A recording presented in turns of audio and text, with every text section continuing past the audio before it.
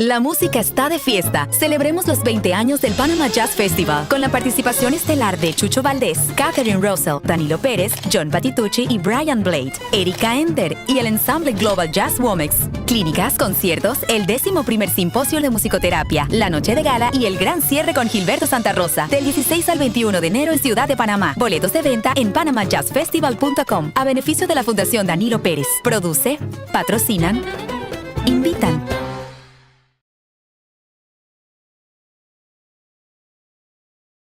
Ariel Pérez será quien estará traduciendo. So I'd like to start by congratulating Danilo Perez and Patricia Zarate on 20 years of the Panama Jazz Festival. Thank you. Quiero empezar agradeciendo a Danilo Pérez y Patricia Zarate por el 20 aniversario del Festival de Jazz de Panamá. And also to send them our sincere thanks and gratitude for supporting our historical work and for supporting these presentations, for Ariel, who is a biographer of Lewis Russell, and for myself representing the family. Y quiero agradecer la oportunidad también para agradecerles por su apoyo a esta investigación histórica de ambos, en mi caso como biógrafo y en este momento de Paul, quien está dirigiendo esta presentación. So today I will try to take us through Lewis Russell's story using photos and other materials that he saved from an extensive archive. En esta oportunidad vamos a hacer un recorrido por la trayectoria vital de Lewis Russell utilizando fotos que son parte de su archivo personal. So we first start with the birth of Lewis Russell, August 5, 1902, in Bocas del Toro, Panama. And as you can see from the map, where Bocas del Toro is located, and in the insert, it's kind of enlarged, and Isla Colón and Bocas del Toro, it is Bocas town, and then just a little bit across is a small key, Carenero. Luis nació el 5 de agosto de 1902 en el archipiélago de Bocas del Toro. Ustedes pueden ver el mapa del mismo, se puede ver la Isla Colón o Bocas Town, y frente a ella un pequeño cayo que se denomina Cayo Carenero, que fue el lugar preciso donde nació Lewis Russell. Now we meet Felix Alexander Russell, known as Teacher Russell, Lewis's father.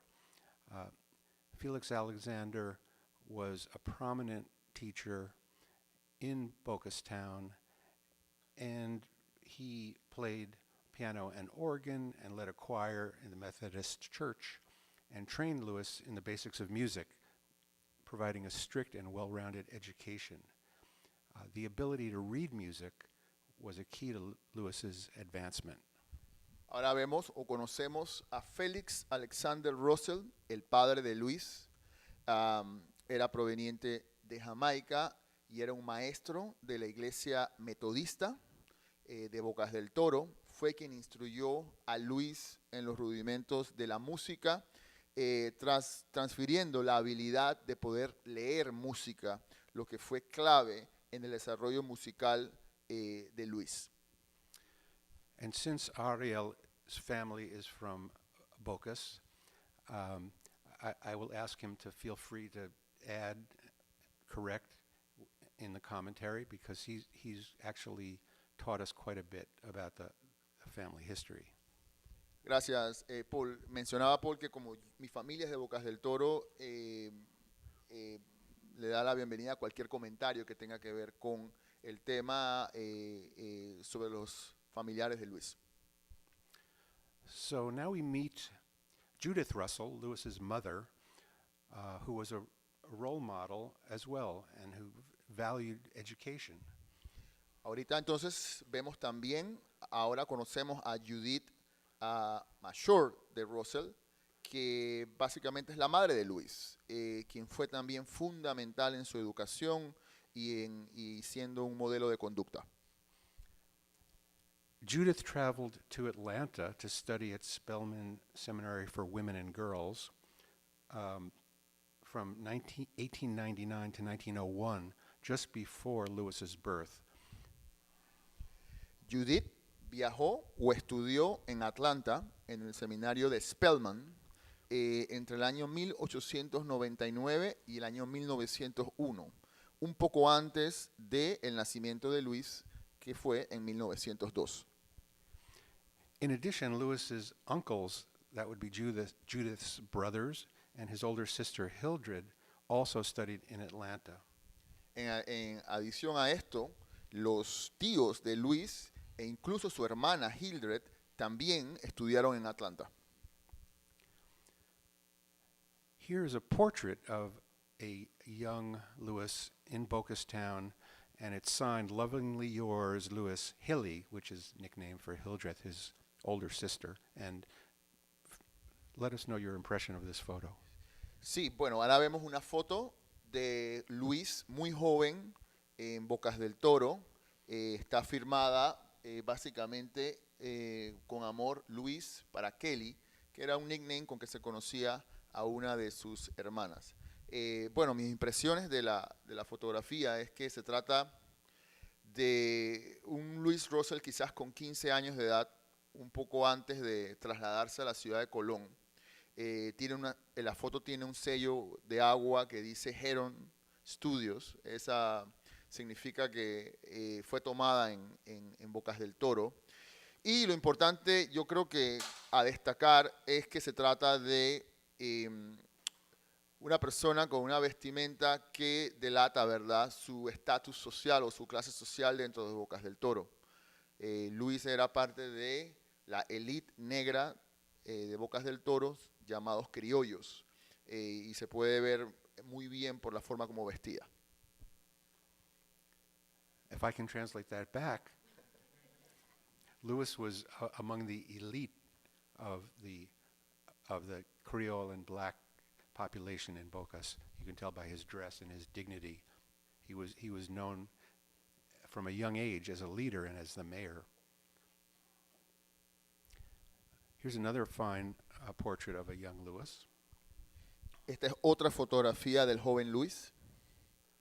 En esta ocasión, lo que puedo comentar es que se trata de una fotografía que no fue tomada en Bocas porque el sello de agua no menciona a ninguna compañía fotográfica de la época en Bocas del Toro.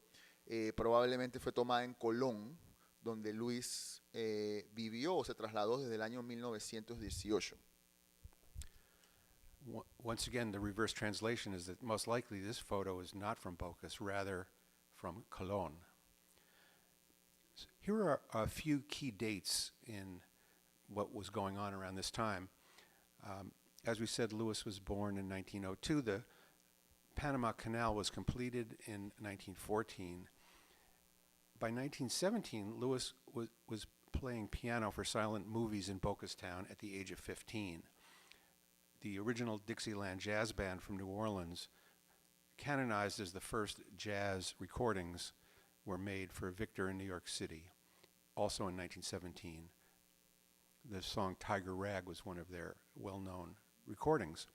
In 1918, at age 16, Lewis moved to Cologne and played in a group in a cabaret, wore long pants for the first time, and maybe this is where that previous photo was from. He ordered sheet music from Feist, sheet music publisher, and taught his American band to play hit songs like Tiger Rag. In 1919, Lewis won $3,000 in the Panamanian lottery. Aquí hay una serie de elementos claves en la trayectoria de Luis y en el contexto de lo que ocurría en su vida en ese momento. En el año 1914 se completa o termina la construcción del Canal de Panamá. En 1917, Luis aún permanecía en Bocas del Toro y existe evidencia de que tocaba el piano para amenizar las películas mudas en el teatro o en el cine de películas mudas que había en Bocas. Ese mismo año, en 1917, se realiza lo que se considera la primera grabación de una orquesta de jazz. La Original Dixieland Jazz Band de New Orleans grabó para la compañía Victor en Nueva York el tema Tiger Rock, que era un estándar muy conocido en New Orleans. En el año 1918, Luis, con 16 años, se traslada a la ciudad de Colón, que en ese momento era un hub, era un puerto internacional, con un distrito rojo y un distrito de cabarets. Allí, básicamente, tocó el piano junto a otros músicos en diferentes lugares o clubes en Colón. En algunas de sus entrevistas declaró que solía ordenar las partituras de las canciones de moda en Estados Unidos, entre ellas Tiger Rock. En 1919, Luis obtiene un premio de la lotería por $3,000. This photo depicts how Bocastown looked around 1917, and it was discovered in Lewis's collection as one side of a postcard that had been sent to his sister Hildred in Atlanta. Aquí vemos una fotografía de cómo lucía Bocas del Toro, Isla Colón, en el año 1917. Fue recientemente descubierta en los archivos personales de Luis como el reverso de una postal enviada a su hermana Hildred en Atlanta. The reverse side of the postcard is interesting because it shows that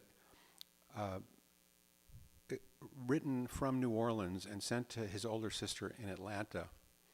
So we know the connection between Lewis and his family with New Orleans was before he even arrived there himself. Esta postal fue enviada a su hermana Hildred, quien permanecía ya en la universidad o en la escuela en Atlanta. So we talked about Lewis playing for silent films, and silent films weren't really silent. They had musical scores provided or were accompanied by solo piano. And so from the time that Lewis became aware of films, there were films that had social and political impact. Birth of a Nation in 1915 was a feature film depicting blacks in negative stereotypes after the Civil War, fueling the reemergence of the Ku Klux Klan based on a novel called The Klansman. And he may have also seen newsreels like the one I'm about to show, which stemmed from a parade that was organized by W.E.B. Du Bois in 1917. Mencionamos que Luis tocaba el piano para películas mudas. Estas películas realmente no eran mudas, en el sentido de que se emitían partituras para que los músicos dentro del contexto del teatro acompañaran estas películas con música de fondo. Estas películas fueron utilizadas de diversas maneras como instrumento político e incluso ideológico. Paul menciona una muy famosa y de no muy grata recordación, Birth of a Nation, que describe, ¿verdad?, cómo emerge el Ku Klux Klan en el sur de los Estados Unidos. Por otro lado, también existían, por ejemplo, la que se está mostrando, que es una marcha, ¿verdad?, promovida por el líder de derechos afroamericanos, W.E. Du Bois. And one of the protesters in the march is holding a sign which reads, "We own 250,000 farms with 20 million acres of land worth $500 million. So themes of ownership, self-reliance, and education were paramount in the movement for advancement of Afro-Americans and Afro-Caribbean in the early 20th century. Y en esta marcha o protesta encabezada por el líder que mencionamos, W.E. Du Bois, se puede leer un cartel donde se menciona la cantidad de terreno, ¿verdad?, que poseen los afroamericanos en el sur de los Estados Unidos, y en tal sentido básicamente se estaba implicando, ¿verdad?, el derecho a la tenencia de tierras como un instrumento fundamental para el avance de la raza negra. Habla de que nosotros poseemos 250,000 fincas con unos 20 millones de acres de tierra, equivalentes a $500 millones. Temas, volvemos a repetir, de la tenencia de tierra eran fundamentales en el movimiento afroamericano. One of the more fascinating photos we discovered in Lewis's collection, which he carried with him from Panama to New Orleans and eventually to New York, where we discovered it, is a photo of a band, Tropical Jazz Kings. Uno de los descubrimientos más impresionantes que hay en los archivos personales de Luis es esta foto que muestra una orquesta panameña de la ciudad de Colón que se denominaba The Tropical Jazz Kings. And as we see their instrumentation, it could very well be a band in New Orleans. Y al observar su instrumentación, muy bien puede ser o tratarse de una banda en New Orleans. Es interesante nuevamente por el tema de la ciudad de Colón como una de las localidades donde hizo eclosión el género.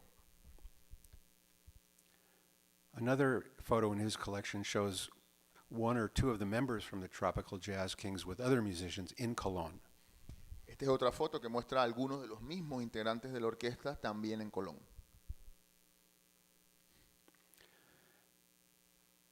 In 1921, on October 17, Lewis arrived in New Orleans after a journey from the Canal Zone in Panama aboard United Fruit Company ship Atenas with his sister Thelma and mother Judith. The Atenas is one of the premier ships in the United Fruit Company's Great White Fleet and is depicted in a photograph but also in a painting. Lo que vemos es básicamente el vapor Atenas, perteneciente a la gran flota blanca de la United Fruit Company. Fue el vapor que que en el mes de octubre del año 1921 abordó Louis Russell, su hermana Thelma y su madre Judith, con destino al puerto de New Orleans. The painting is by the most prominent artist, American painter in New Orleans in the early 20th century, William Woodward, and it depicts the Atenas moored in Havana Harbor. There was a circuit from Bocas to Colón to Limón to Havana to New Orleans to New York, and this shows the ship moored in Havana. Además de la fotografía, encontramos una pintura por parte del artista americano William Woodward, uno de los más importantes de la ciudad de New Orleans a principios del siglo XX. La pintura básicamente muestra al mismo vapor, el vapor Atenas, en el puerto de La Habana. Explica Paul con mucha razón que existía todo un circuito que conectaba los principales puertos del Caribe con el sur y la costa este de los Estados Unidos. Ejemplo de una de estas rutas era aquella que partía de la ciudad de New Orleans con destino a La Habana, a Puerto Limón y luego Bocas del Toro.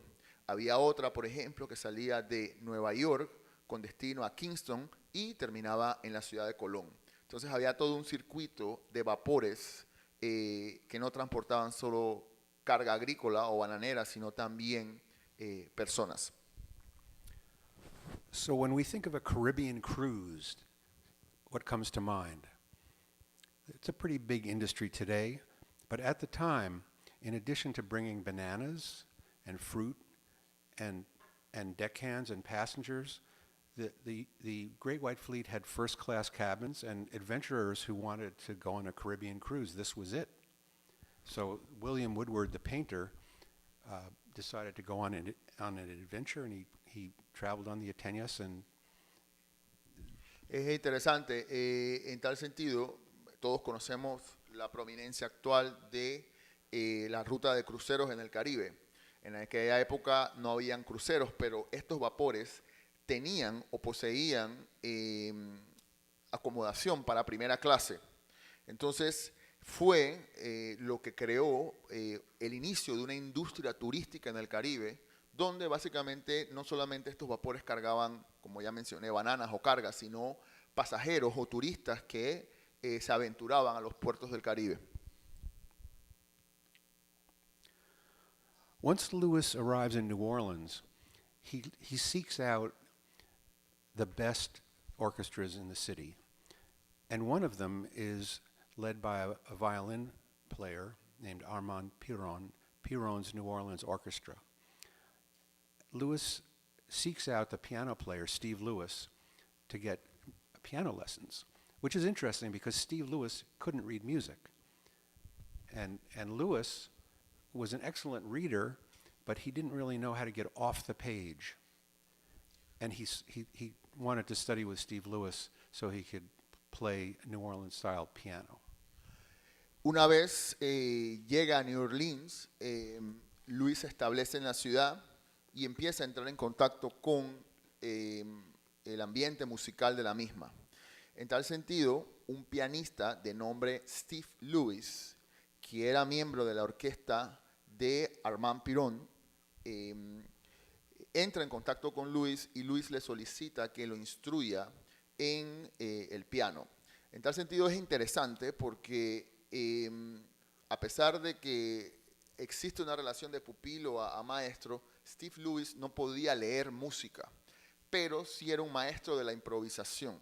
En este aspecto era el complemento, ¿verdad?, a la formación que le hacía falta a Russell, quien era un músico preparado que sabía leer música. So now you've heard enough talking, let's listen to some music. Entonces ahora vamos a dejar hablar un poco y escuchemos un poco de música. I'd like to play the Piron Orchestra's recording, interestingly, a tune called West Indies Blues, which is not a blues at all. It's more of a dance tune.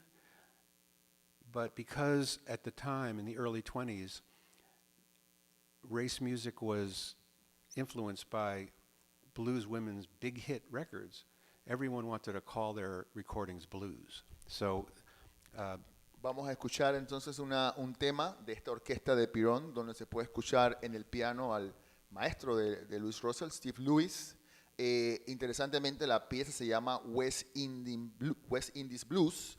En realidad no era un blues, era una pieza para baile, pero se tomaba ventaja, ¿verdad?, del éxito de las grabaciones negras de la época donde el blues era prominente y exitoso. So Piron recorded this version, which is instrumental of West Indies Blues, and also recorded a version with a vocalist. The lyrics talk about going back to Jamaica and Marcus Garvey. This is the instrumental version.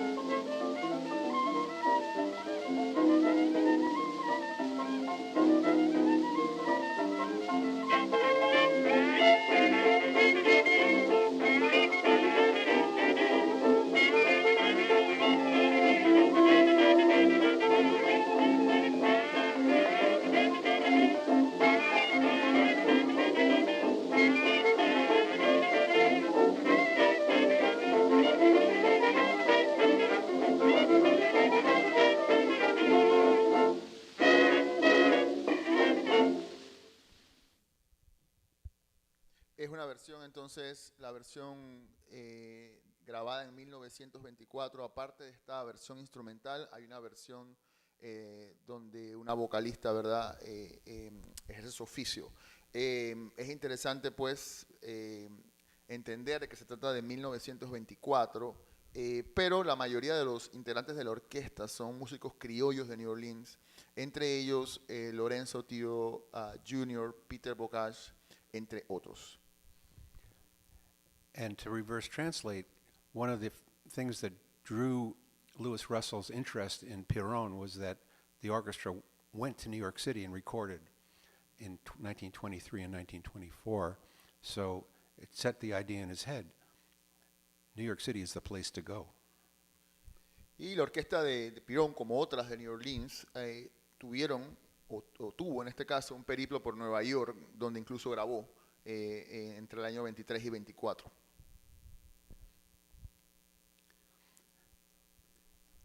A portrait of Louis, most likely in New Orleans. It's signed to Mr. and Mrs. Nicholas from Louis C. Russell. That would be Albert Nicholas, his longtime friend and clarinet player, and his wife, who also had 2 young children, and they helped look after each other's families. Esta es una fotografía de Luis, probablemente tomada en New Orleans. Está firmada para la señora Nicholas. La señora Nicholas era la esposa de su gran amigo y también compañero de orquesta, Albert Nicholas, clarinetista, a quien conoció a Luis en New Orleans alrededor del año 1922. And soon after spending time in New Orleans for a couple of years, Louis moves to Chicago. Algunos años después de su estancia en New Orleans, Louis se muda a la ciudad de Chicago. The primary route to Chicago from New Orleans was on the train. Jazz history often says that jazz traveled up the Mississippi River to New Orleans, but in fact, the Mississippi River misses New Orleans to the west by 100 miles. So train was the way to get there. And the Illinois Central had a train called Panamá Limited, again showing the Panamanian and Caribbean connection to early jazz. The first recording that Louis Russell made as a leader in Chicago was on March 10, 1926, accompanying a blues singer. It was released under the name Ada Brown. And I'd like to play for you the recording, Panamá Limited Blues. Luego de unos años en New Orleans, en el año 1924, Louis se traslada a la ciudad de Chicago. El mito construido alrededor del origen y expansión del jazz habla de que la música viajó a través del Mississippi hacia las ciudades del norte. Sin embargo, la realidad es que ese trayecto se realizó en tren. La línea que conectaba la ciudad de New Orleans con Chicago se llamaba Panamá Limited. haciendo básicamente gala de un homenaje al recientemente inaugurado Canal de Panamá y la conexión obviamente que tenía New Orleans con el Caribe. Por coincidencia también, la primera grabación donde participa Luis en calidad de pianista lo hizo acompañando a una vocalista cuyo nombre era Ada Williams. Ada Brown era su nombre. Y la canción que grabaron se llamó Panama Limited Blues, que la vamos a escuchar en este momento.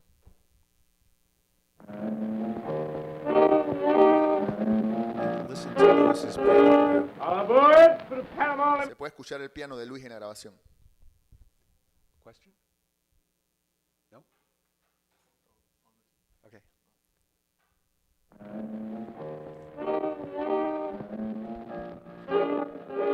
Aboard for the Panama Limited, New Orleans. Let's go. I got the choo-choo blues, Panama night and day.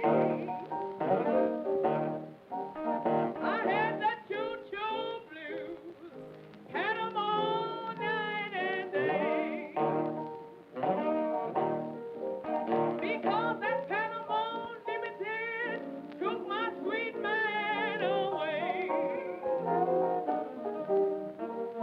These blues are driving me insane. These blues are driving me insane. Don't wanna hear nobody call the Panama Limited. Oh, I hate to hear that choo-choo when she blows. Lord, I hate to hear that choo-choo when she blows. Because my daddy left me standing at the station door.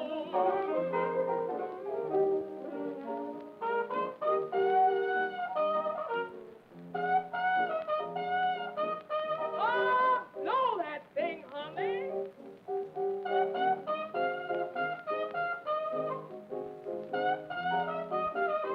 Go ahead on and mess with it.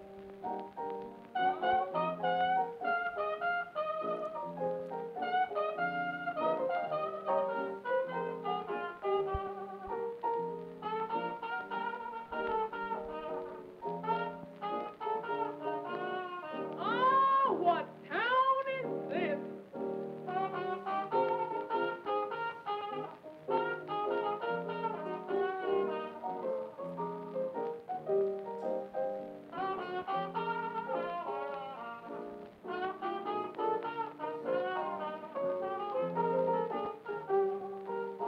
Every time I see conductor, for the engineer I scream. Every time I see conductor, for the engineer I scream. That runs the Panama Limited from Chicago to New Orleans.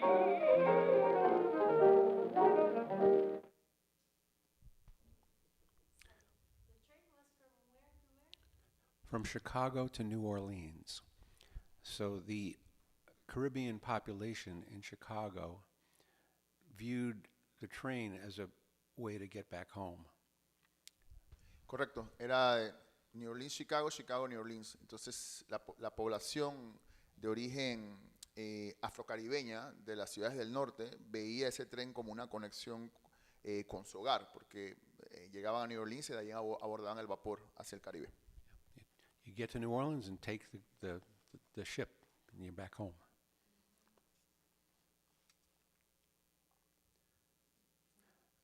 That song, Panama Limited Blues, was written by Mayo Inc. Williams, a black composer and record executive who handled race music for Paramount label.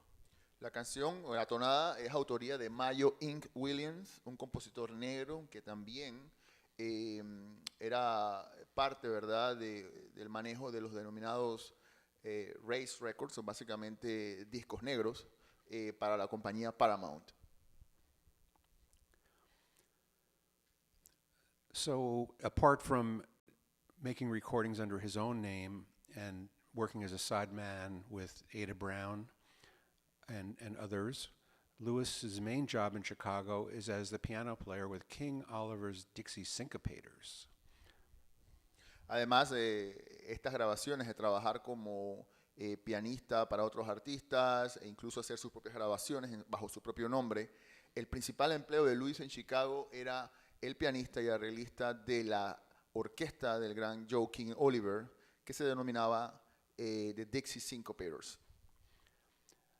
We're going to listen to one of their recordings, Deep Henderson, from April 21st, 1926.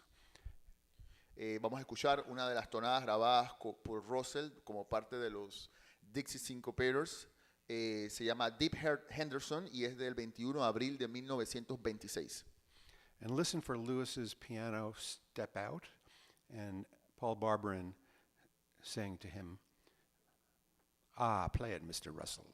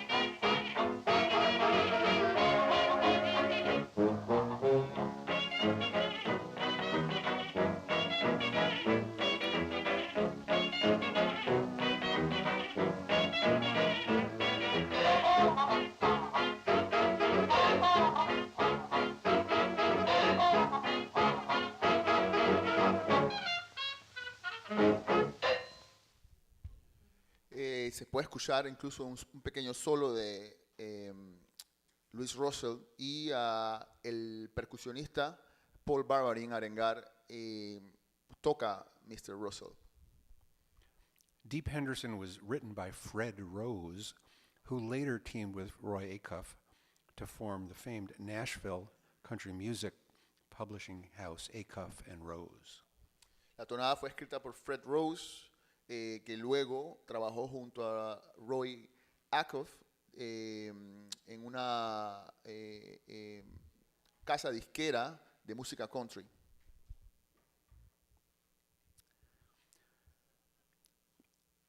Due to various difficulties while working in Chicago, King Oliver decides, I better leave town and try to work some other cities and eventually get to New York City. So he takes the band, they stop in St. Louis and record Black Snake Blues and have some difficulties business-wise and end up being stripped of all their money, traveling to New York, boxcar style. Dado algunas dificultades en la ciudad de Chicago, King Oliver decide tomar a su orquesta, incluyendo a Luis, y salir de gira y abandonar la ciudad de Chicago. En la ciudad de San Luis graban esta grabación, Black Snake Blues, para luego terminar en la ciudad de Nueva York, donde siguieron teniendo problemas y terminarían eventualmente terminando la orquesta. Just a little intro to Black Snake Blues, Louis Russell's piano.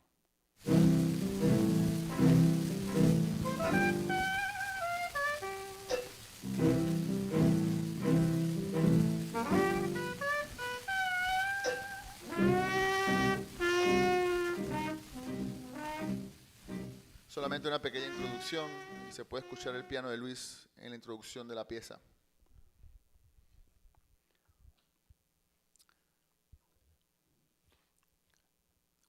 Here's a flyer for King Oliver's arrival in New York City, where he plays a 2-week engagement at the famed Savoy Ballroom.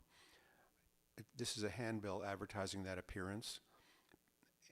And King Oliver and his orchestra, who come direct from the Plantation Cafe in Chicago. King Oliver's Dixie Syncopators in the photo above, Kid Oray on the far left, Louis Russell sitting at the piano in the center. Esta es una volante, ¿verdad?, que anunciaba la llegada de la orquesta de Oliver a Nueva York, donde tuvo una primera etapa de éxito, digamos. Básicamente era en el Savoy Ballroom. Se puede ver que dice que la orquesta de Oliver viene directamente de el Plantation Café, donde eran orquestas residentes en la ciudad de Chicago. En la fotografía, dentro de los integrantes de la orquesta de Oliver, se puede ver a el famoso trombonista Kid Ory. So after a very successful 2-week engagement, Oliver is offered to return to the Savoy, and he's also offered a residency at the about-to-be-opened Cotton Club. So, algunas semanas después, se le es ofrecido a Oliver regresar al Savoy y también instalarse como orquesta residente del recién abierto Cotton Club. Joe Oliver turns down both offers. He feels that the money is not sufficient. So instead, Duke Ellington moves into the Cotton Club. Es uno de los grandes puntos de inflexión, ¿verdad?, en la historia del jazz. Oliver considera que la oferta no es suficientemente buena y la rechaza, tomando su lugar en el Cotton Club, quien sería luego uno de los famosos líderes de orquesta, ¿verdad?, Duke Ellington. So after a few months of gigs around the East Coast, Joe Oliver's orchestra disintegrates, and the musicians scatter, returning to New Orleans, Chicago, Milwaukee, or finding whatever work was available in New York City. So, luego de algunas semanas o meses de gira por la costa este, la orquesta termina desintegrándose y los músicos básicamente eligen algunos quedarse en el norte, en Nueva York, otros regresar a Chicago y otros regresar incluso hacia New Orleans. Now we find press notices in the Chicago Defender National Edition, the main black newspaper in America, and one headline says, Russell writes, Louis Russell, pianist formerly with Joe Oliver's orchestra, writes that he has his own orchestra in the Nest Cafe in New York City and that he is doing well. Algunos meses después, Russell, quien decidió continuar en la ciudad de Nueva York, escribe al Chicago Defender uno de los periódicos negros de mayor prominencia en los Estados Unidos, básicamente informando de que se mantenía en Nueva York y que dirigía la orquesta de un pequeño club o cabaret llamado The Nest. His boys are good players, and under Russell they must be. I have always admired the manners and ambitions this young man displayed around Chicago. Those two words to me are the key to Louis Russell's career. Manners and ambition. El periodista, de manera interesante, señala en la nota que Russell dirige una buena orquesta con buenos músicos a su cargo y hace la alusión a que no le extraña, pues siempre se condujo de forma exitosa y ambiciosa en la ciudad de Chicago. Es interesante esta acotación por parte del periodista.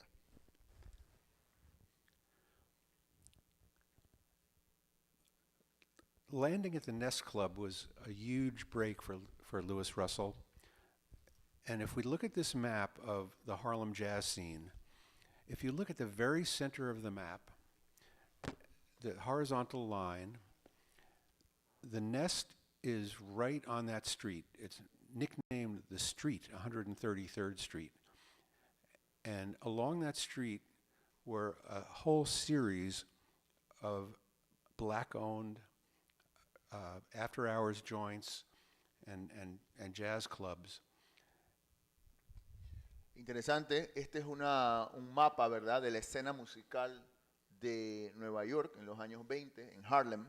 Se puede ver que en la misma calle, que es la 133, donde estaba ubicado The Nest, era conocida como La Calle, había todo un grupo o un clúster de clubes y cabarets negros donde emergía el jazz. Founded in 1923, the Nest was run by two young African Americans, Mal Frazier and Johnny Carey. And in 1923, that foreshadowed the opening of many other after-hours joints, including Pod and Jerry's, which was owned by a West Indian, Jerry Preston, where Willie the Lion Smith was the house pianist. And Mexico's, where Duke Ellington liked to hang out. And you can see this, the geographic outlay of Harlem. Louis Russell lived at the very top of this map on West 145th Street in 1930. So he had an easy 5-block walk to get to the Savoy Ballroom. The Saratoga Club was right across the street from that, even though it's not shown on this map.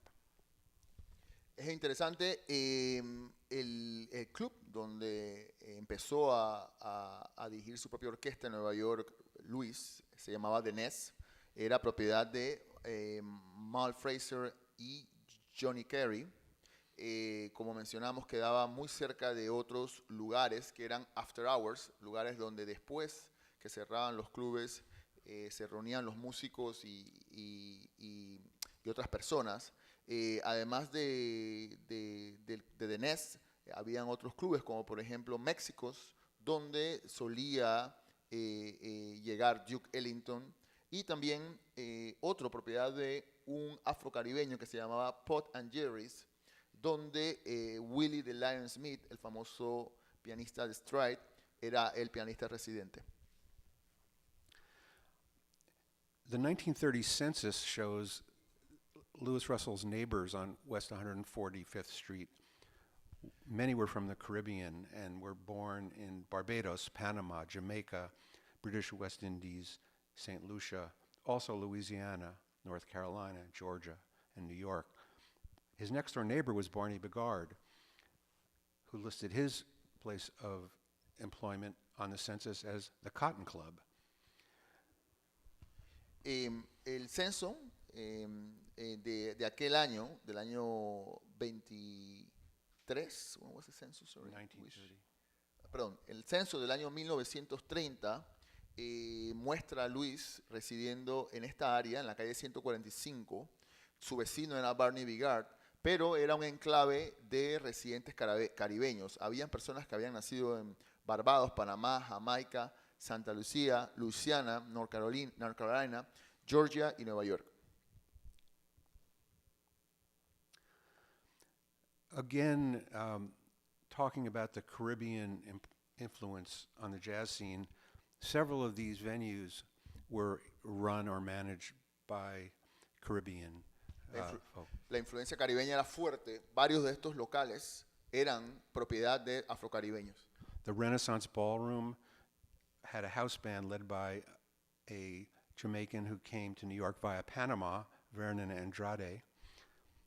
Un ejemplo era el Renaissance Ballroom, con una orquesta residente dirigida por Vernon Andrade, un jamaicano que llegó a Nueva York vía Panamá luego de una residencia prolongada en la ciudad de Colón. The Savoy Ballroom was managed by Charles Buchanan, who was West Indian. So there was a West Indian who was the face to the musicians and to the public. El Savoy, por ejemplo, también era manejado por otro afrocaribeño, Charles Buchanan. And the Saratoga Club, which became Louis Russell's base after the Nest, was owned by Caspar Holstein, who was born in St. Croix in the Danish West Indies.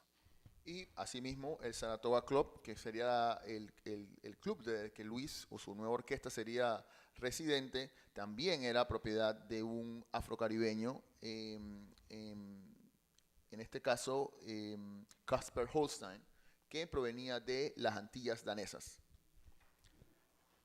Caspar Holstein was an interesting character. He was a numbers runner. So in a sense, he was a nice gangster who made money in the numbers racket and spread his wealth. He loved Louis Russell Orchestra, gave them a home. Didn't matter if there was attendance. He liked to hang out with the musicians and swap stories. In fact, at one point, he tried to give the club to the band, who were all in their 20s, and they said, "What? We don't know anything about running a nightclub." And they got the keys and they gave it right back to him. Caspar Holstein era un personaje interesante. En realidad era lo que se llama un gángster buena gente, digamos.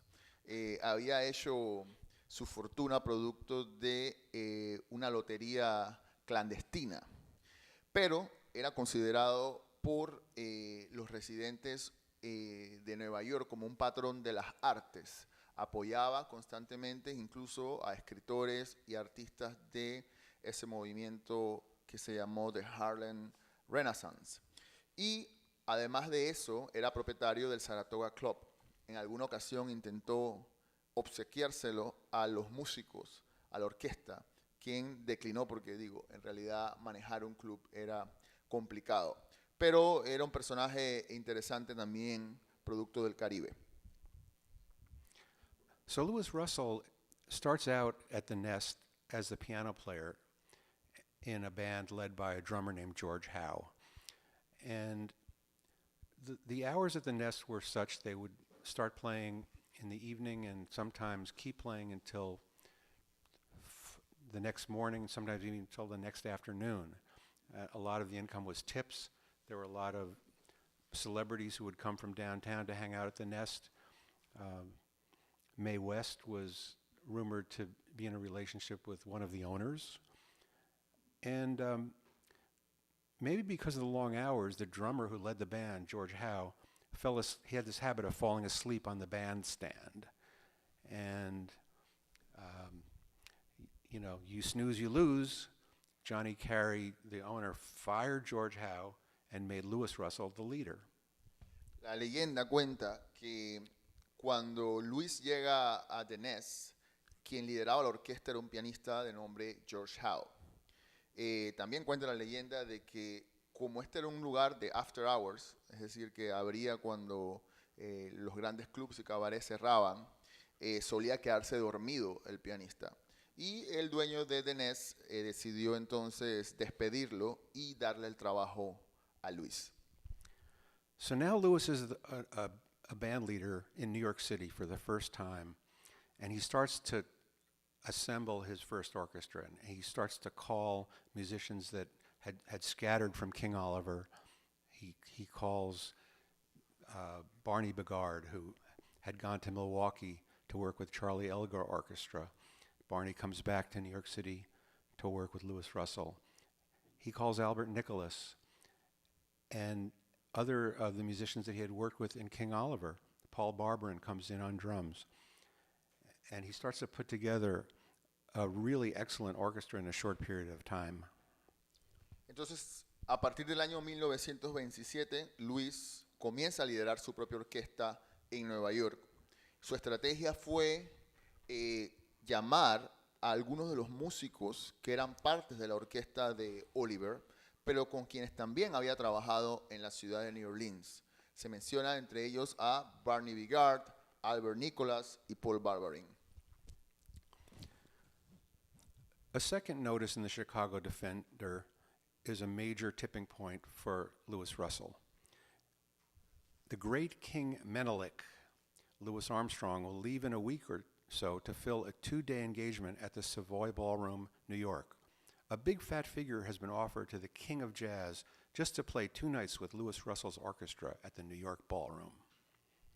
En el año 1929, un anuncio nuevamente del Chicago Defender señala un punto clave y de inflexión en la historia musical, en la trayectoria musical de Russell. Y es que anuncia que el gran Louis Armstrong, quien ya era considerado el más importante solista del género, iba a llegar a Nueva York procedente de Chicago para tocar un fin de semana en el Savoy Ballroom junto a la orquesta de Louis Russell. And what about this nickname, King Menelik, for Louis Armstrong? El nickname que utilizó el periodista para describir a Armstrong fue King Menelik. Menelik was an Ethiopian king who, in the 19th century, expelled the Italian occupiers from Ethiopia, making him an early hero for his successful expulsion of colonizers in Africa. Menelik era un rey etíope que logró expulsar de manera exitosa a los italianos de su país. So when Armstrong comes from Chicago back to New York City in March of 1929 to play at the Savoy Ballroom for 2 nights, these are his first ever appearances in New York City as a headliner. He had been there earlier as a sideman with Fletcher Henderson and as a studio musician, but now his name was on the ticket. Es interesante porque es la primera ocasión en la que Armstrong actúa como líder o solista de una orquesta, principal de una orquesta. Anteriormente había estado en Nueva York trabajando como músico de Fletcher Henderson, de la orquesta de Fletcher Henderson o de King Oliver. Pero ahora llegaba a Nueva York por primera vez como solista a tocar con la orquesta de Louis Russell.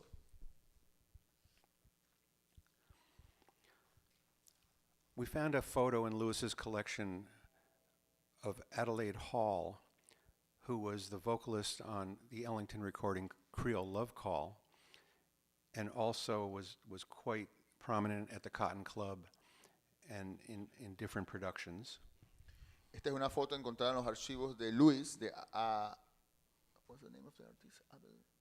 Adelaide Hall. Correcto, una fotografía de Adelaide Hall, vocalista del Cotton Club, quien era vocalista también de Duke Ellington en el tema Creole Love Call de Broadway, y también para Lew Leslie's en el Blackbirds, que era una obra de teatro o de Broadway muy importante. And a photo of Ada Ward, who was another vocalist very popular at the Cotton Club, who, along with Adelaide Hall, appeared in Lew Leslie's Blackbirds of 1929, which was a hugely successful show by a white producer with black themes. The hit song from that show, I Can't Give You Anything But Love, was recorded by Louis Armstrong, backed by the Louis Russell Orchestra, 2 days after their opening engagement at the Savoy Ballroom. También hay una fotografía de Ada Ward, básicamente otra artista de Broadway, del Broadway negro, y que también participó de Blackbirds, donde uno de los temas principales era I Can Give You Anything But Love. La conexión de estas bailarinas o actrices del Broadway con Louis es importante, ¿verdad? Con Russell, en el sentido de que parece haber algo que indica que es producto de estas conexiones con Broadway que Louis Russell propone a Louis Armstrong grabar esta canción que era un hit popular en la época. So Louis Russell is responsible for introducing material from Broadway, and also on this date, in addition to recording I Can't Give You Anything But Love, Armstrong and Russell record Mahogany Hall Stomp, which is a new instrumental about a brothel in New Orleans.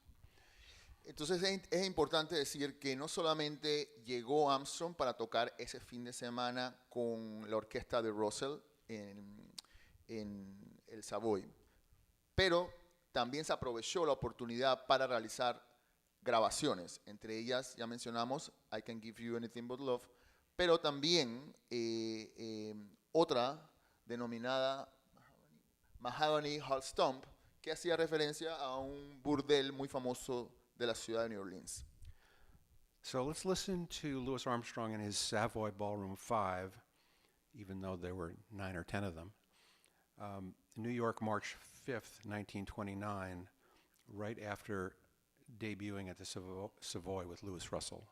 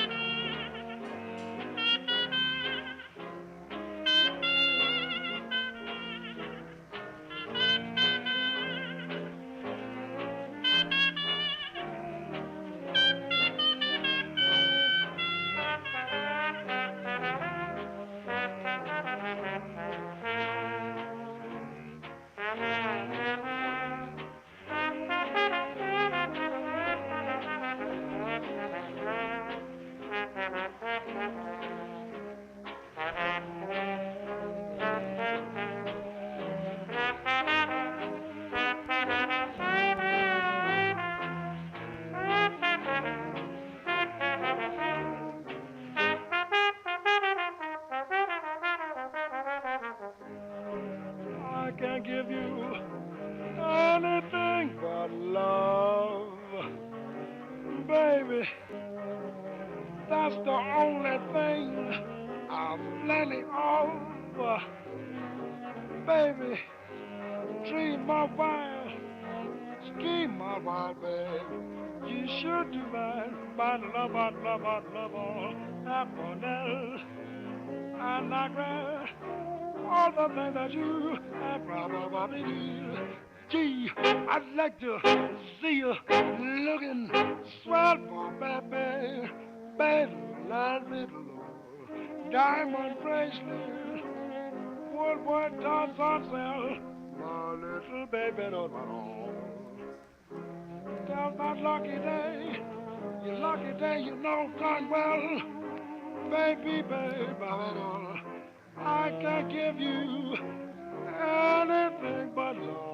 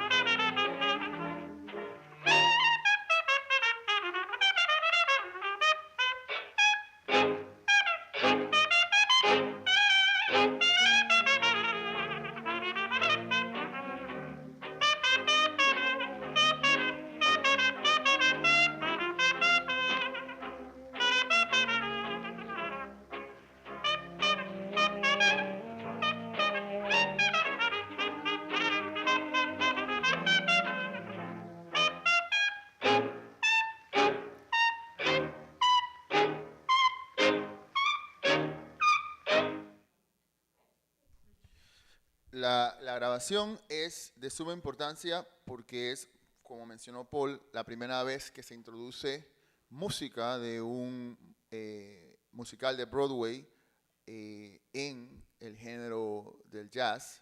Y por otro lado también porque es la primera grabación que realiza Louis Russell junto a Louis Armstrong. Fue el 5 de marzo de 1929 bajo el nombre Louis Armstrong and his Savoy Ballroom 5.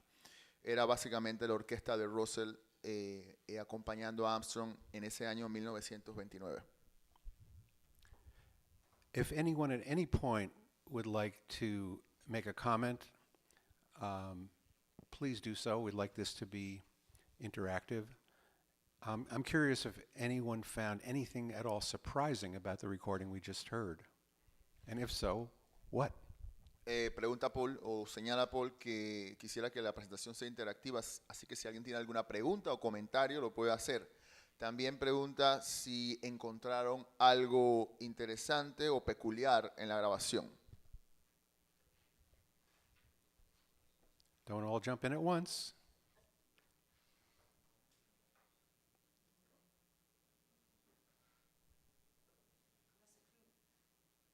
What? A clue?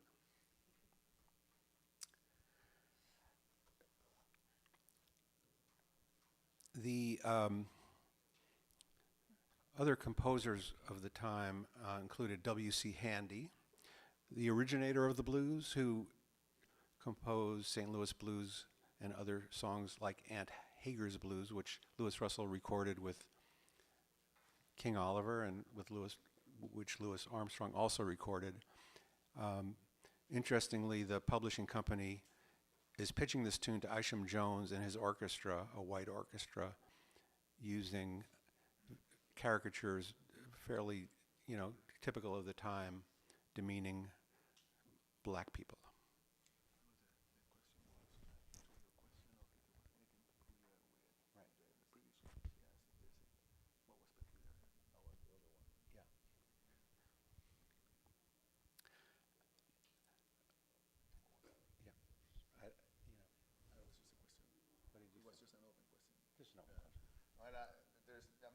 Era una pregunta abierta, por si alguien había encontrado algo.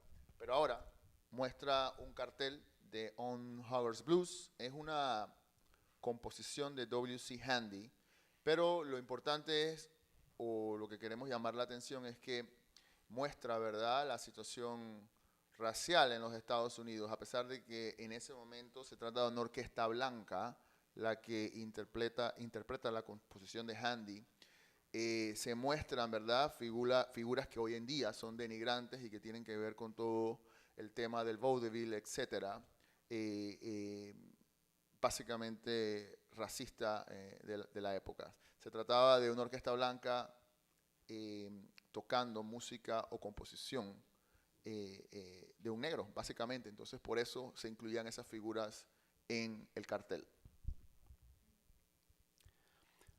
On the previous recording, at least to me, what was surprising was how the combination between Louis Armstrong and the Louis Russell Orchestra, where Armstrong just completely reharmonizes the song, improvises, makes things up, and goes like typically Louis Armstrong bonkers, while Louis Russell just provides a very simple, supportive backdrop.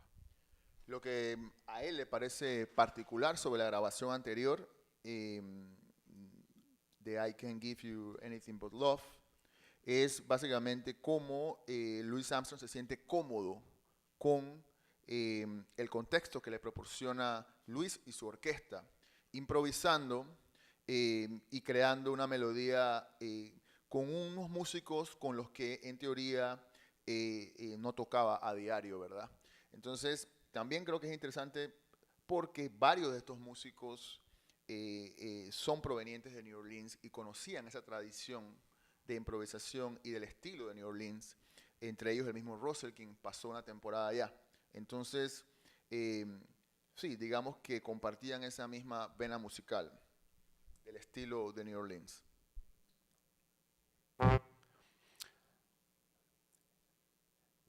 Here's a photo of W.C. Handy signed to Louis Russell, who continues to do so much for my blues, W.C. Handy.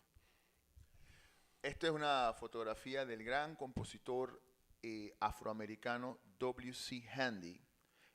Como ustedes sabrán, es el compositor de grandes estándares del género como St. Louis Blues. Y esta fotografía es dedicada a Louis Russell. So while in New York City in 1929 and doing a recording session with Louis Armstrong, in December of 1929, Louis Russell meets up with Hoagy Carmichael for the first time. The occasion is that Hoagy Carmichael, the great composer from the Midwest, is in New York trying to make it as a songwriter. He's also a recording artist, a piano player and singer, and he's wanting to pitch one of his songs to Louis Armstrong. And he comes into the recording session with a song called Rockin' Chair. Aquí también era una fotografía del gran compositor de Indiana, Hoagy Carmichael.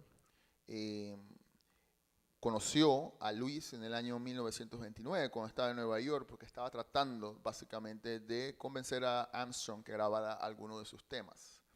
Aquí tenemos una composición de Carmichael que se denomina Rocking Chair.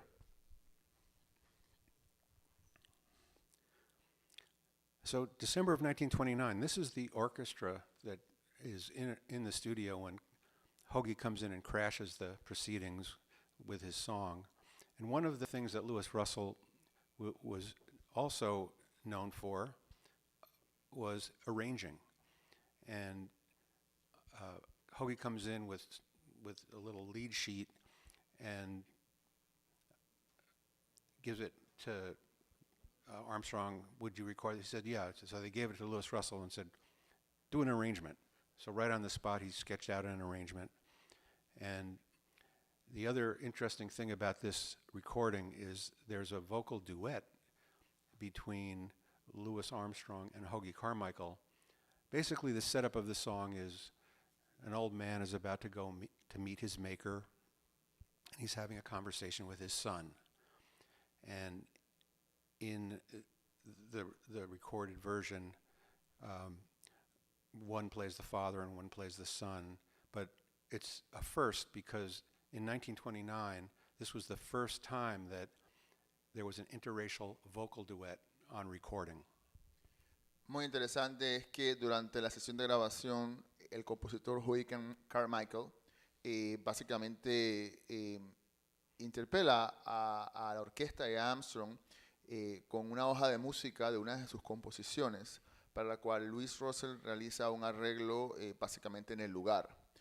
Se trata de más o menos una conversación entre padre e hijo, y al final Carmichael también aparece en la grabación. Lo interesante es que es la primera vez en una época de estricta segregación racial donde existe una grabación donde un vocalista negro interactúa con un vocalista blanco. Hoagy Carmichael era blanco. The photo is the Louis Russell Orchestra. La foto es la de la orquesta de Louis Russell.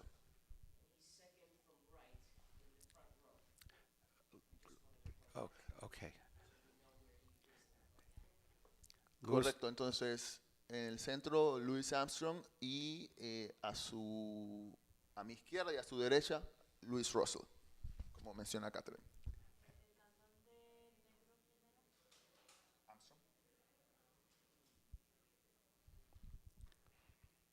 The personnel is listed on the bottom of the photo, left to right. And here is their recording of Rocking Chair from December 13, 1929.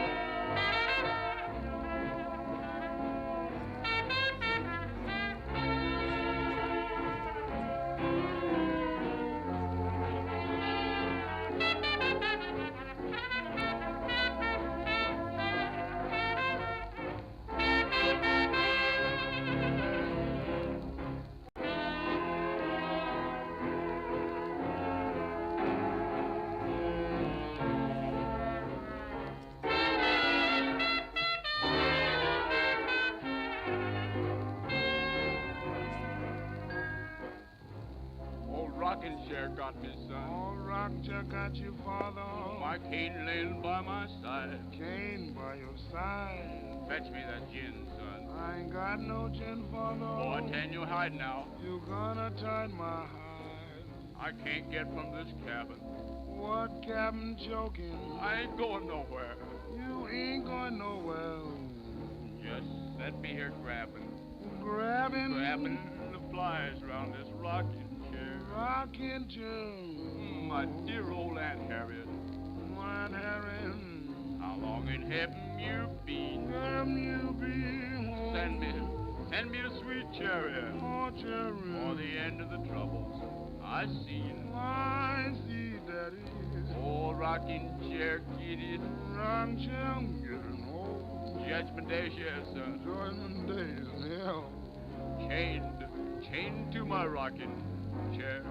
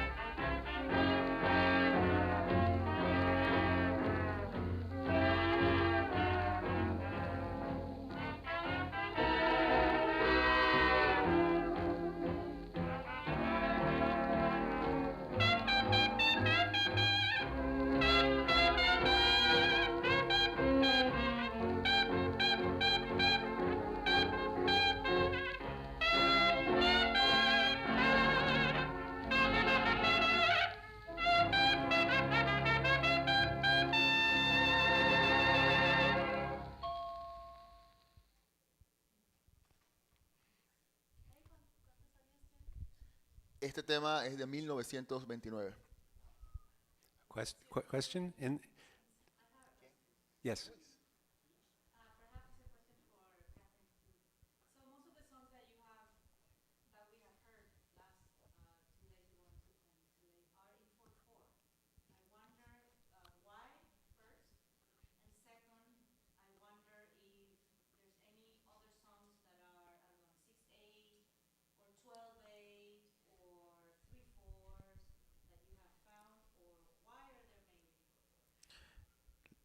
Go ahead. Should I translate first the question? Yeah. O sea, la pregunta es, pregunta Patricia, que la mayoría de las canciones que hemos tocado el día de hoy y hace 2 días, composiciones de Russell o afines, están compuestas en 4/4. La pregunta es por qué no están compuestas en otro patrón.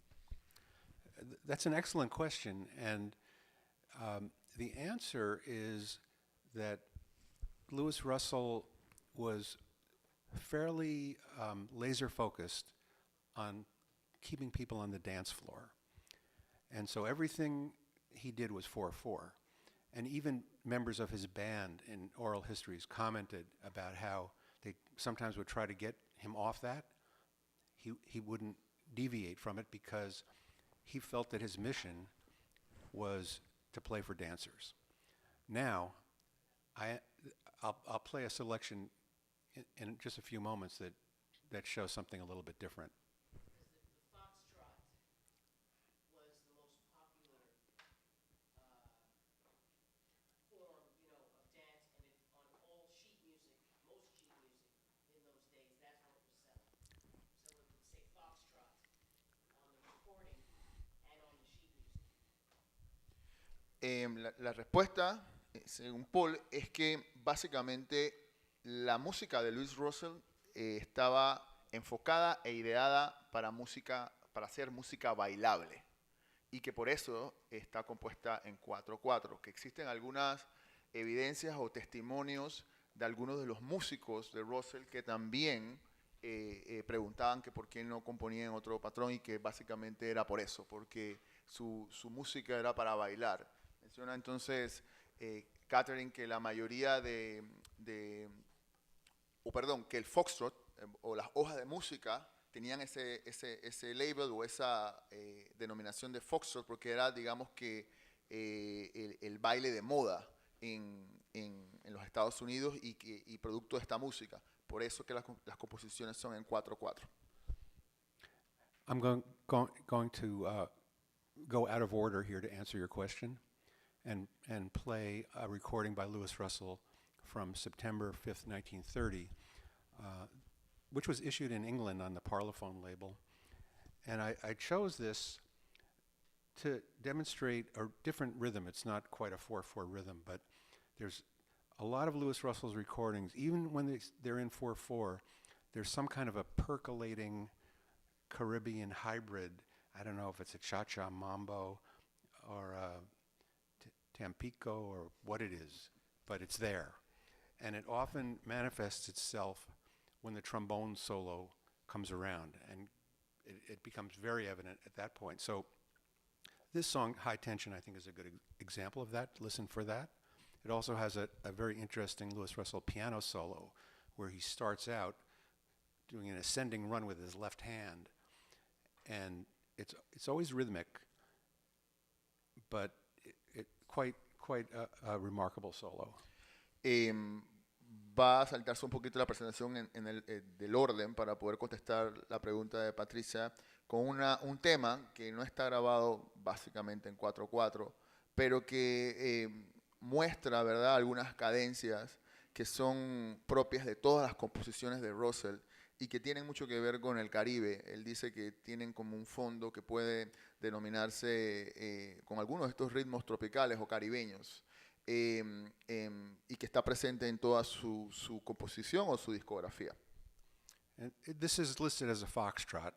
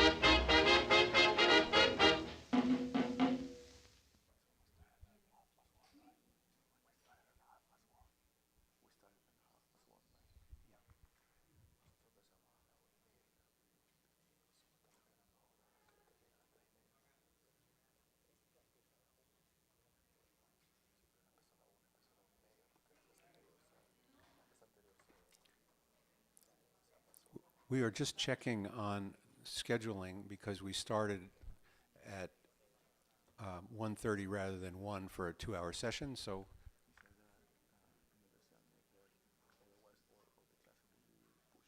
we have to end it. Yeah, well, he said that we can move to 3:15. Okay. 3:15. Okay. That's good. Okay.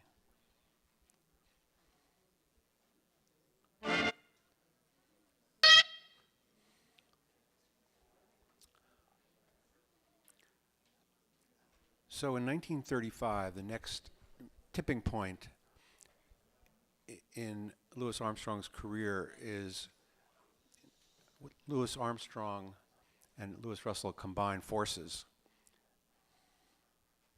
En el año 1935 se da otro hito en la carrera musical de Louis Russell.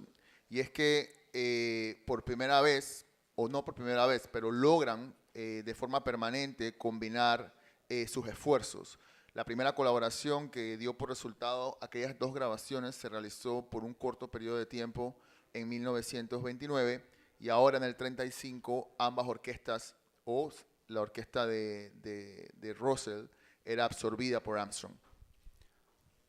Another Louis Russell first, the first time in jazz history that a major star takes over a successful orchestra and rebrands it. Bueno, básicamente es la primera vez que una gran estrella solista absorbe otra exitosa orquesta y le cambia el nombre. Pasó de ser la orquesta de Louis Russell a la orquesta de Louis Armstrong.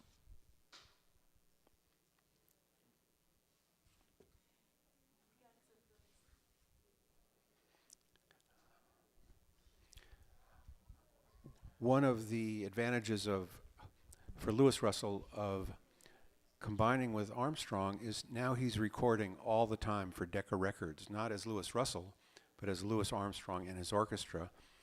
One of the first songs that he records in 1935 after they joined forces is by Duke Ellington. It's the song Solitude. And if you listen to this recording, apart from an Armstrong trumpet cadenza opening the song and Louis Russell's piano. En el año 1935, una vez la orquesta de Russell es absorbida por Louis Armstrong, realizan una serie de grabaciones, esta vez para el sello musical Decca. Una de las primeras grabaciones, o la primera grabación en realizar esta nueva orquesta, era composición de Duke Ellington y se titulaba Solitude. Fue grabada el 18 de diciembre de 1935.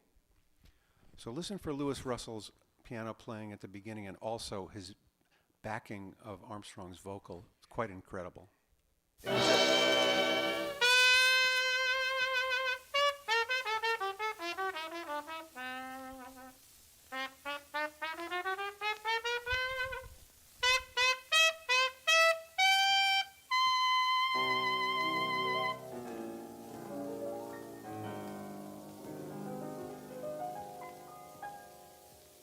In my solitude, you haunt me with reveries of days gone by. In my solitude, you taunt me with memories that never die. Mama, sit in my chair, filled with despair. No one could be so sad. The gloom everywhere, sit and I stare. I know that I'll soon go mad in my solitude. I'm praying, dear Lord above, send back my love, but I don't so bad.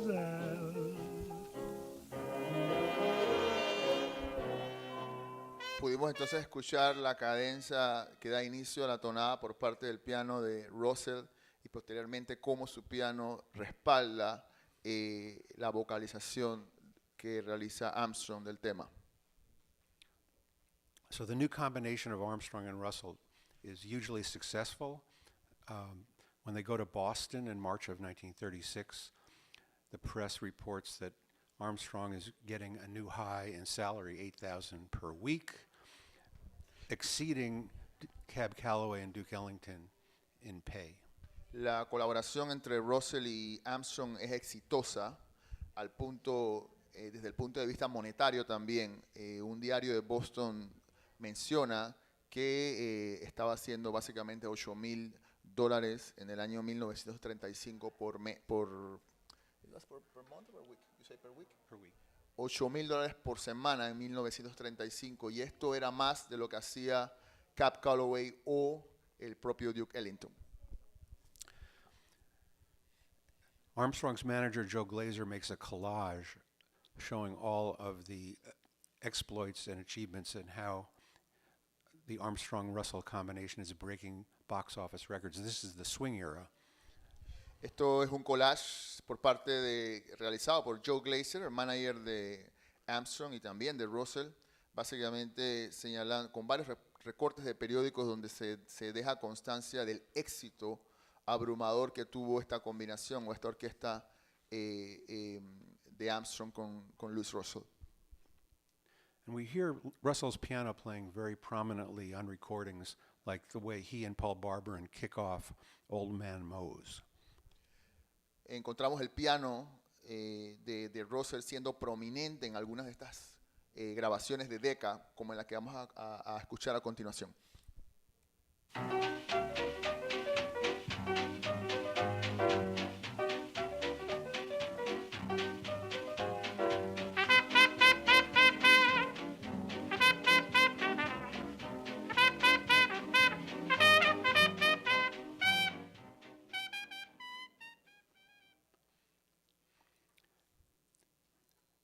Here we have a photo of Louis Russell at the piano on the Louis Armstrong Orchestra set, which I find interesting because floating above Paul Barber and the drummer is a Nubian goddess, a black woman figure.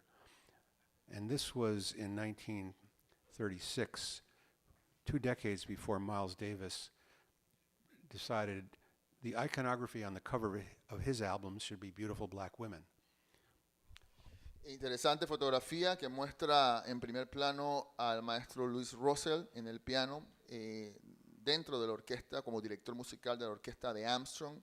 Detrás de la batería de Paul Barbarin hay una figura de lo que parece ser una diosa negra, y menciona Paul que es interesante, pues esto es algunas décadas antes de que Miles Davis utilizara una iconografía parecida para alguno de sus discos.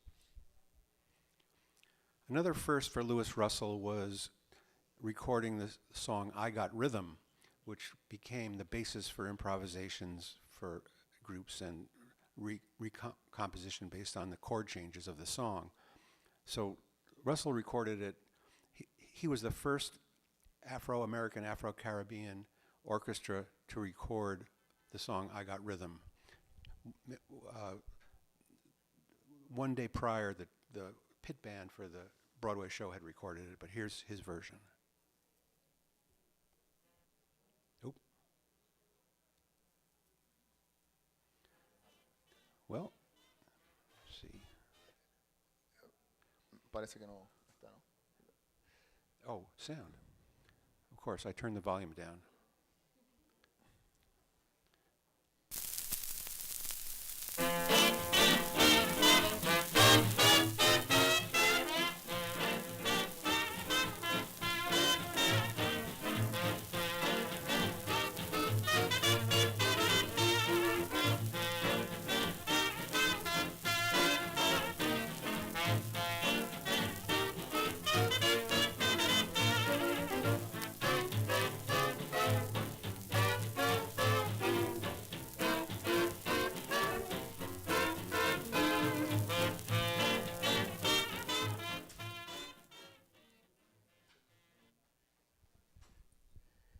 Bueno, esa fue la versión de Russell y de Armstrong de I Got Rhythm, un tema que ha sido utilizado como un estándar para improvisación. Now we fast forward to 1937 for another first. Louis Armstrong and the Russell Orchestra have a nationally sponsored radio show, Fleischmann's Yeast, every Friday for 2 months in April and May of 1937. And they perform I Got Rhythm with a 16-piece lineup that shows the excellence and the hard swinging of this orchestra.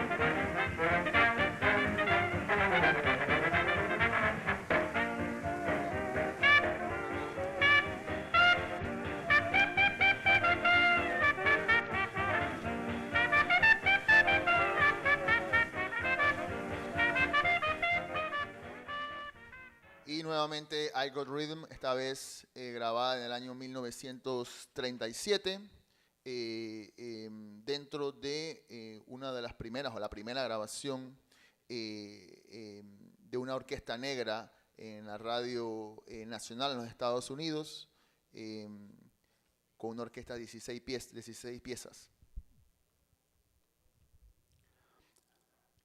Louis Russell brings in a young composer and arranger named Chappie Willett to work with his band at the Apollo Theater and brings him along with Louis Armstrong. Willett has a portable recording device and does some recordings that we discovered in Louis Russell's closet. We've issued them on a new CD, which is available at the merch stands around the festival if you're interested. One interesting discovery is that Chappie Willett records Louis Russell playing solo stride piano. The song is Rippling Waters by Willie the Lion Smith. Interesante que a partir de finales de los años 30, Russell inicia una colaboración con Chappie Willett. No solamente es un arreglista y compositor, pero sino también casi un ingeniero musical. En unas recientes grabaciones descubiertas, nunca publicadas, del maestro Russell tocando el piano, se encuentran algunas piezas de stride piano, el típico estilo de piano del norte de los Estados Unidos, de Nueva York. Esta es una composición de Willie the Lion Smith y es publicada en un reciente CD que está a disposición afuera. Here's a little bit of Louis playing Rippling Waters.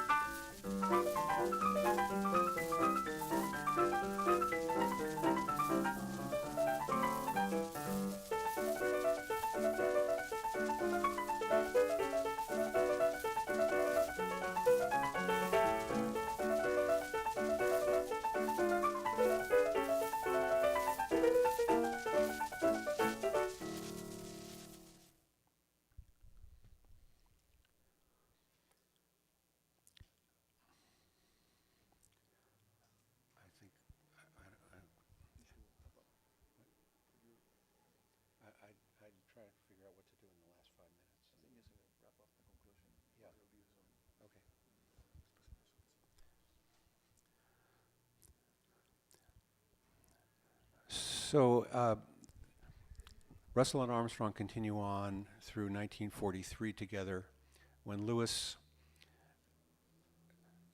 gives his notice and goes and starts a new orchestra. La colaboración entre Armstrong y Russell termina en el año 1943 e inició en el 35. Posteriormente, Luis vuelve a ensamblar una big band. In his new big band, Lewis hires a young drummer from Boston named Roy Haynes. En su nueva orquesta, Luis contrata a un baterista muy joven de la ciudad de Boston, cuyo nombre es Roy Haynes. We're honored to have in the audience today Roy's daughter, Leslie Haynes. Estamos honrados de tener en la audiencia hoy a la hija de Roy, Leslie. And Roy, after getting a letter from Louis Russell, this was his first job in New York City, went on to play with Charlie Parker, John Coltrane, Daniela Perez, and will celebrate his 98th birthday this coming March. Y todo el mundo conoce la meteórica y excelente carrera que tuvo Roy Haynes una vez abandonó la orquesta de Louis Russell, que fue su primer trabajo, tocando con grandes del género como Charlie Parker, John Coltrane y otros, inclusive con el maestro Danilo Pérez. And so in conclusion, the interesting thing about recordings is they can be repackaged and reissued and recycled. Louis Russell died in 1963, December of 1963. 1967 was the summer of love, and I had just graduated from high school.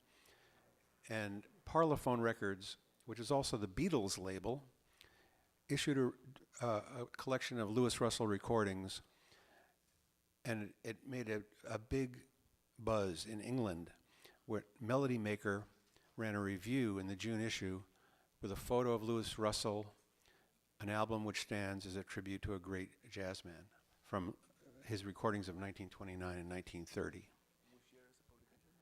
1967, June of 1967. Lo bueno sobre las grabaciones es que obviamente se pueden volver a escuchar, se pueden reempacar, se pueden reemerger. En este caso, años después de la muerte del maestro Russell, acontecida en el 63, una publicación en Inglaterra vuelve a comentar una reedición de la obra de Russell, la cual fue de gran acogida en el UK. As I said, the Louis Russell reissue was on Parlophone. The Beatles had just released Sgt. Pepper's Lonely Hearts Club Band also on Parlophone, and in the Melody Maker chart, the top 10 LPs, Beatles are number 1 on the popular chart. Louis Russell is number 4 on the jazz chart. Bueno, esto fue en el 67. Parlophone era la compañía y dentro de sus mayores éxitos está el top 10 de la empresa Parlophone, a la que también pertenecían los Beatles.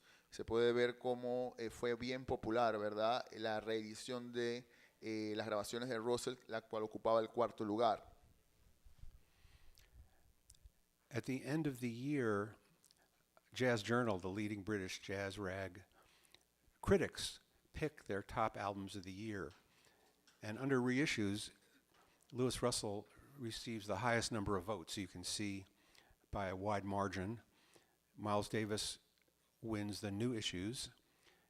And on the cover of December 1967 Jazz Journal, there are Jazz Record of the Year choices.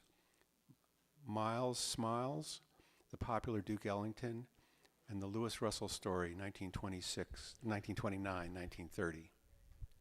Bueno, esto demuestra qué tan popular fue esta reedición de la obra de Louis Russell. Ocupó el primer lugar en obras reeditadas, junto con obras nuevas como la de Miles Davis y Duke Ellington.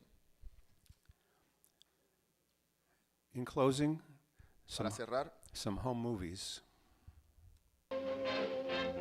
unas películas caseras de la colección de Louis Russell.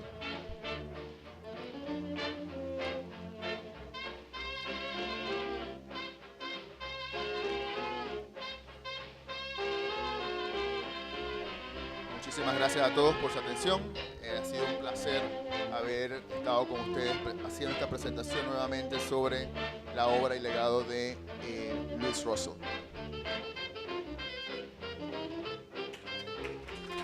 La música está de fiesta. Celebremos los 20 años del Panamá Jazz Festival con la participación estelar de Chucho Valdés, Kahn Russell, Danilo Pérez, John Patitucci y Brian Blade, Erika Ender y el ensamble Global Jazz Womex.